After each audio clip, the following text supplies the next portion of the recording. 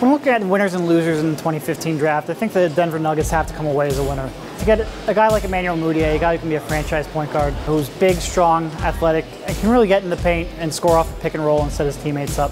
Come away with that kind of talent that far in the draft, I think was a great outcome for them.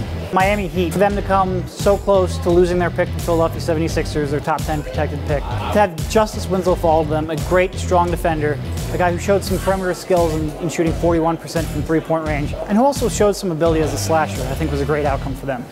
And you can't walk away without saying that the Minnesota Timberwolves won the draft, drafting the best player in the draft in karl-anthonytowns, a guy who can really change a franchise, anchor a defense, and has a diverse offensive game to really grow into. And also trade back in the first round and get Tyus Jones. I think it really rounded out their team well.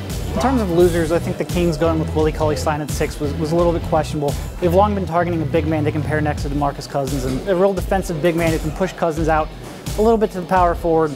But I think many thought Cauley-Stein, with his limited offensive game, could have fallen back into even the late lottery and possibly beyond there, so I think he was a little bit of a stretch there. I also thought the Hornets going with Frank Kaminsky at 9 was a little bit questionable.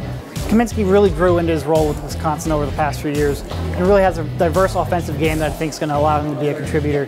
But he really struggled defensively, both defending the post, defending out in space in the perimeter, moving his feet to defend the pick and roll, and I think it's going to be tough to get him the kind of minutes to warrant the number 9 pick. And finally, I thought the Boston Celtics selecting Terry Rozier at 16 was a little bit questionable. I do think Rozier is going to be a valuable player, a guy who can really pressure the ball defensively. He can create a little bit of offense for himself and his teammates, but I thought he had a chance to be there later on in the first round, potentially even at 28, with the Celtics at a second first-round pick.